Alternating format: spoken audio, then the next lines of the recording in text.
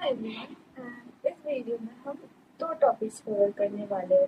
First is psychological scope, दूसरा है branches.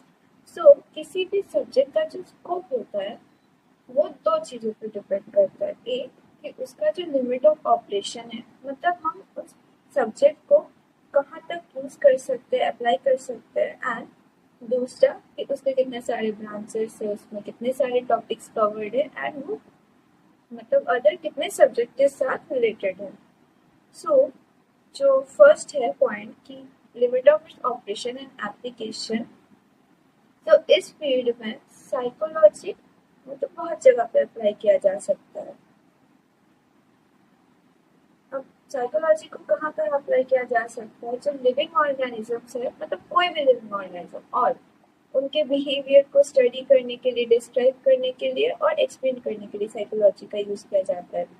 अब कितने टाइप्स के एक्सपीरियंस डिस्क्राइब किए जा सकते हैं? सो 6 टाइप के experience. First is cognitive, cognitive, affective, conscious, unconscious और सबकॉन्शियस। अब अभी मैं शॉर्ट में बता रही हूँ, but I will making a different video जिनको मैं डिटेल में बता दूंगी। सो कॉग्निटिव, कोग्निटिव और अफेक्टिव जो है, ये तीन हमारे माइंड के तीन पार्ट्स हैं। कॉग्निटिव के अंदर हमारी जो मेमोरी है, जो थिंकिंग है, थॉट प्रोसेस है, सब कुछ कॉग्निटिव में आता है।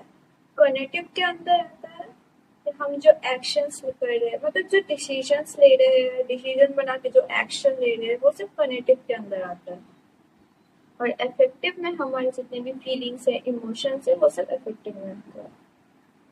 अब जो साइकोलॉजी है वो किसी भी लिविंग ऑर्गेनिज्म पे अप्लाई किया जा सकता है, इरेस्पेक्टिव ऑफ उसका कास्ट क्या है, उसका एज क्या है, उसका सेक्स क्या है, उसका मेंटल और फिजिकल स्टेट क्या है। एंड ऑल्सो हम उसको एनिमल, इंसेक्ट्स या तो बर्ड, सभी मतलब चीज़ों, लिविंग ऑर्गेनिजम्स के बिहेवियर को स्टडी करने के लिए यूज किया सकता है। अब next is branches of psychology. Branches of psychology दो पार्ट्स में डिवाइडेड है, pure and applied.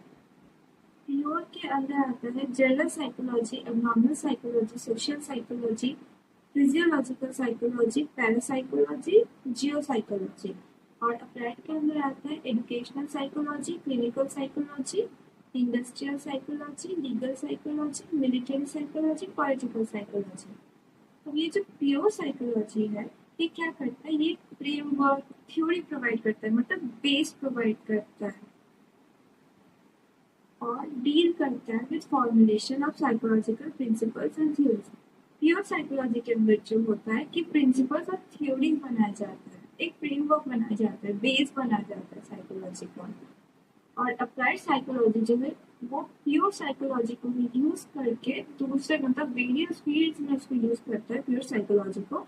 That is applied psychology. अब जो ब्रांचेस है प्योर साइकोलॉजी के, जनरल साइकोलॉजी। जनरल साइकोलॉजी जो है क्या करता है? वो डील करता है फंडामेंटल जो रूल्स होते हैं, जितने भी प्रिंसिपल्स होते हैं और थ्योरीज होते हैं साइकोलॉजी के, उन सबके साथ डील करता है। सेकेंड इज सोशल साइकोलॉजी, मतलब एक इंडिविजुअल अपने सोसाइटी में उसके बिहेवियर के द्वारा सोसाइटी में क्या इन्फ्लुएंस आ रहा है, या तो जो सोसाइटी का जो सबका मतलब बिहेवियर होता है वो उस इंडिविजुअल के बिहेवियर को कैसे करता है। Third is physiological psychology. This branch explains the biological and physiological basis of behavior. मतलब हमारे बॉडी में जितने भी बायोलॉजिकल प्रोसेस होते हैं हर एक सिस्टम का, लाइक नर्वस सिस्टम हो गया, मस्कुलर सिस्टम हो गया, दूसरे ग्लैंड्स, मतलब जितने भी बायोलॉजिकल प्रोसेस है वो सब साइकोलॉजिकली हम पे क्या इफेक्ट डाल रहे हैं। That is physiological psychology. Developmental psychology.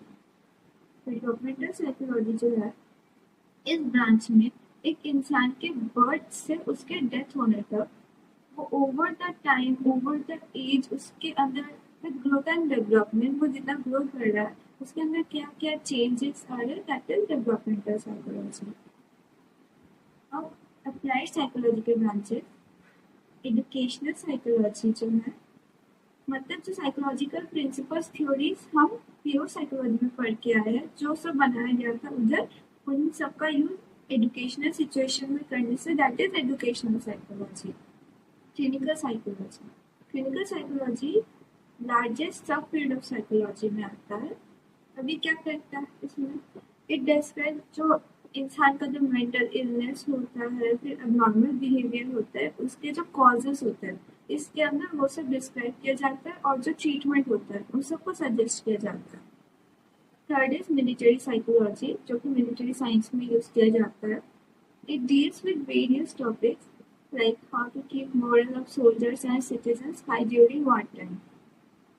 और लास्टली तो है पॉलिटिकल साइकोलॉजी, जो कि यूज करते हैं साइकोलॉजिकल प्रिंसिपल्स और जो टेक्निक्स होते हैं इन स्टडिंग पॉलिटिक्स और पॉलिटिकल गेम्स कैसे लाना है, उन सब में पॉलिटिकल साइकोलॉजी यूज किया जाता है। तो इस वीडियो में दो ही टॉपिक थे, और नेक्स्ट वीडियो में we will be studying about methods of psychology